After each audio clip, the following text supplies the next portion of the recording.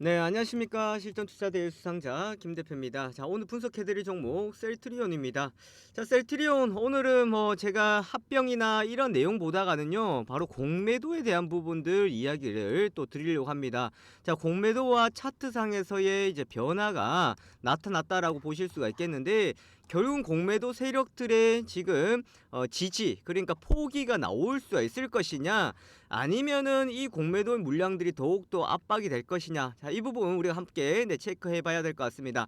자, 어쨌든 제가 생각할 때는요, 공매도 물량이 지금 계속해서 셀트리온을 압박은 하고는 있겠지만 점차적으로 라인대가 이제 더 높아가지 않을까라고 보실 수가 있겠고요. 그렇게 본다 그러면 단기간에 쇼커버링 물량이 유입될 가능성들이 상당히 크다라고 할 수 있겠습니다. 자, 쇼커버링 물량은 뭐예요? 공매도, 주식을 빌려서 매도를 했어요. 그러면 주가가 떨어졌을 때 매수를 해서 갚아주면은 여기만큼 차익이 나오는데, 주가가 반등이 나와버린다 그러면은 손해가 되겠죠.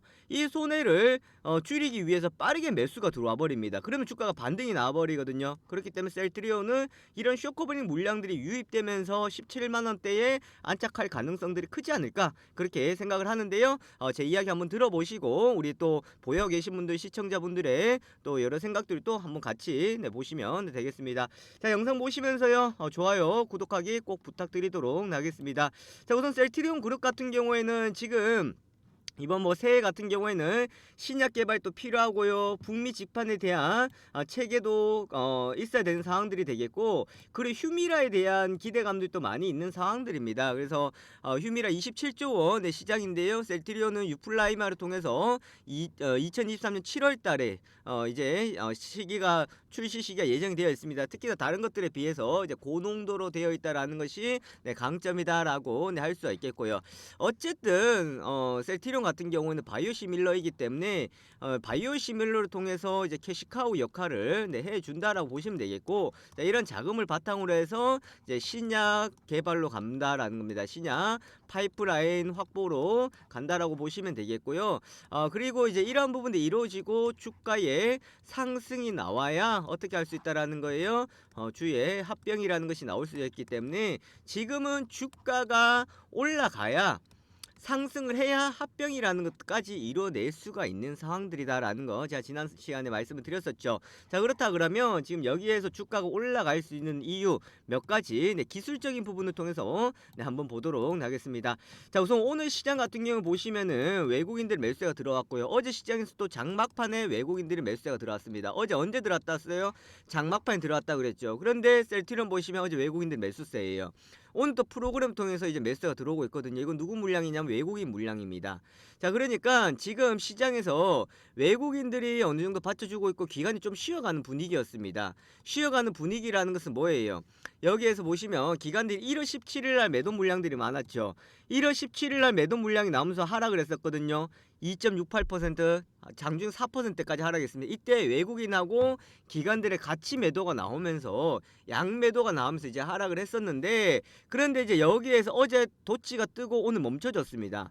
자, 한번 생각해 보세요. 지금 보시면은 여기 17만원대를 돌파를 해줘야 되는데 돌파를 하지 못하면서 어떤 그림이 형성이 되고 있습니까? 아, 대표님, 이거 완전 고점대 계속해서 낮아지면서 이거 부딪혀서 내려오고 있는데, 이거 또 부딪혀가지고 저점 밀리는 거 아닐까요? 생각하는데 여기서 밀렸었죠, 그죠? 찍고 올라갔다 밀리고 밀렸어요. 근데 지금 보세요. 자, 오늘 기준이지만 제가 생각할 땐 여기서 16만 이탈할 가능성들이 크게 없습니다. 이제 무슨 말인지 아시겠어요? 그럼 여기까지 멈춰주고 가는 이유는 뭐냐면 공매도를 한번 보십시오. 자, 공매도를 보시면은 최근 들어 공매도 금액이나 공매도 비중이 가장 많았을 때가 보면 1월 12일 날이거든요. 자, 1월 12일 날이 이때입니다. 자, 여기에서 올라가기 전에 바로 이때였거든요. 자, 여기서 공매도 물량들이 많았어요. 그죠? 그리고 주가 한 번 더 올라가고 난 뒤에 여기에서 물량이 떨어졌거든요. 자, 그 전에 한번 보십시오. 또 공매도 물량들 비중이 많았을 때가 7%, 8% 했을 때가 1월 4일이거든요. 바로 요때였습니다. 자, 보십시오. 자, 제가 이건 동그라미 쳐드려야 될 것 같네요. 동그라미 쳐서 드릴 테니까 보세요. 요 날하고 요 날하고였습니다. 자, 이때 공매도가 많았을 때였습니다. 그죠? 공매도가 많았고, 그 다음에 많았을 때가 1월 18일 날 어제였습니다. 자, 어제. 자, 어제 거도 그려줄게요. 자, 요 동그라미 3개가 공매도 가장 많았을 때였거든요. 자, 여기서 공매도를 쳤는데 주가가 더 떨어졌어요, 안 떨어졌어요? 안 떨어졌죠. 안 떨어지다 보니까 어떻게 해요? 안 떨어지다 보니까 주가 쇼커버리 물량 들어오죠. 자, 그러면 그 전에 한 번 더 가봅시다. 12월 29일 날입니다. 이때죠. 이때 공매도가 엄청 크게 나왔습니다. 그죠?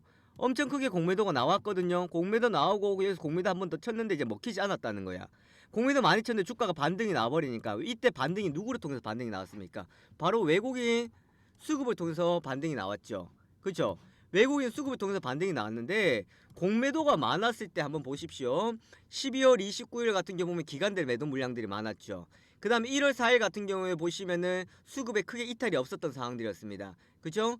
그 다음에 보시면은 뭐 1월 11일 날 같은 경우 7%, 12일 날 같은 경우에도 8%, 11일 날, 12일 날 보시면 요때입니다. 그러면 이때도 사실 수급이 많은 거 아니었거든요. 결국은 그럼 여기에서 공매도 물량들이 가장 크게 나왔고 배당락이 나오면서 아마 기금의 매도 물량들도 어느 정도 나오고 투시는 물량들도 나오고 이렇게 나올 수밖에 없는 시기적인 상황이었습니다. 배당이라는 부분 끝나고 났는데 공매도 나오는 건 어느 정도 공식적이었고요. 그래야는데 이제 반등이 나오는 상황이었는데 여기서 빠르게 반등이 나와줘 버렸다라는 거예요. 그래서 당연히 쇼커버리 물량이 나왔고 여기서 공매도 물량들을 한 번 더 쳤는데 주가가 떨어졌는데 어제 같은 경우는 여기서 안 밀려버리고 멈춰버린다라는 겁니다. 그럼 여기서 주가가 반등이 나오면 뭐가 들어와야 되겠어요? 쇼커버리 물량 들어와야 됩니다. 자, 이 쇼커버리 물량 들으면 주가가 어떻게 됩니까? 또다시 반등이 나오겠죠. 이해되시겠습니까? 자, 그러면 지금 공매도에 지금 위치적으로 본다 그러면은 여기에서 치고 내려갔다가 나오고 여기에서 공매도를 쳤는데 안 먹힌다는 거예요. 먹히지 않는다라는 겁니다. 그러면 이 자리에서 아래로 가는 것이 아니라 여기서 들어주면서요 17만원 올라가 버리면 강한 쇼커버리 물량 나옵니다. 그래 결국은 여기 저점이 더 낮아지는 것이 아니라 저점 높여가면서 지금의 고점이 낮아지고 있겠지만 이제 지지라인 때 위로 갈 거예요. 이해되시겠어요? 그러면서 완전히 어떻게 된다라는 거예요. 이런 진바닥의 모습이 나올 수밖에 없다라는 겁니다. 자, 여기에서 거래량이 동반되면서 고개를 들어줄 수밖에 없는 구간이 형성이 된다라는 겁니다. 그럼 차트상으로 한번 보십시오. 자, 이렇게 한번 줄여서 볼게요. 그러면 한편으로 봤을 때는 아슬아슬해 보였던 자리에서 무너지지 않고 고개를 들었어요. 그리고 내려왔지만 저점을 높였어요. 그럼 추세가 꺾여서 보이겠지만 여기서 들어준다 그러면 이거는 여기에서부터 길게 봤을 때 아까 전에 제가 차트를 보여드렸을 때 하고 지금 하고 보면 다릅니다. 그러면 결국 이렇게 간다는 거예요. 이해되시겠어요?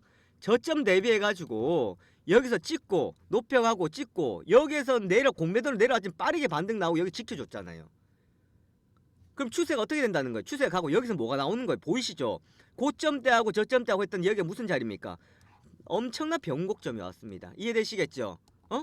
그리고 시장의 흐름을 보신다 그러면은 지금 같은 값이면 뭐라 그랬어요? 같은 값이면 대형주라 그랬습니다. 자, 같은 값이면 대형주고 지금 어디에 유입됐습니까? 외국인이 삼성전자 유입됐죠. 그죠? 그럼 대표님 그럼 얘는 바이오인데요. 자, 얘는 바이오인데요. 그러면은 바이오인데 그러면 여기에서만 끝나는 것이 아니라 바로 수급적인 부분들이 삼성전자 쪽에 유입되고 난 뒤에 셀트리온 같은 경우에도 바스켓 물량들이 유입되면서 들어올 수밖에 없다라는 겁니다. 이해되시겠죠? 지금 원화 같은 경우 강세가 나오고 있기 때문에 이런 환차익 노린 외국인들의 흐름들이 더 나올 수밖에 없다라는 것을 우리가 참고를 하고 가셔야 된다라는 겁니다. 그래서 셀트리온 같은 경우 제가 말씀드렸던 대로 오늘은 그냥 다른 건 내용적인 부분들 생각하지 말고요. 자, 차트적인 부분들 먼저 말씀드렸고 공매도에 대한 부분들 말씀드렸습니다. 확실한 변곡점이 왔고 이 자리는 무너져도 빠른 언더슈팅 구간이고 반등 날 수 있는 구간이기 때문에 이제 조정이 끝났다라고 보시면 되겠습니다. 이해되시겠죠? 여기서 돌려 세워준다 그러면 1차 17만 안착, 그다음 18만원 가면 여기서부터 이제 시작이 되는 구간이기 때문에 이제는 수급의 힘을 믿고 가는 상황들이 되겠고 부정적인 이슈보다가는 수급을 통한 바스켓 물량들의 유입을 통한 움직임들이 나올 수밖에 없다. 그렇게 보시면 되겠습니다. 자, 오늘 셀트리온은 제가 기술적인 부분들, 공매도에 대한 부분들을 같이 살펴봤는데요. 좋아요 눌러주시고요. 구독하게 해놓으신다 그러면 제가 내일이나 설 연휴 때 또 합병이나 이런 이슈를 가지고 또 영상 촬영을 해서 업로드 하도록 할 테니까 또 많이 봐주시고 많이 응원해 주시면 감사하겠습니다. 자, 여기까지 보도록 하겠습니다. 감사합니다.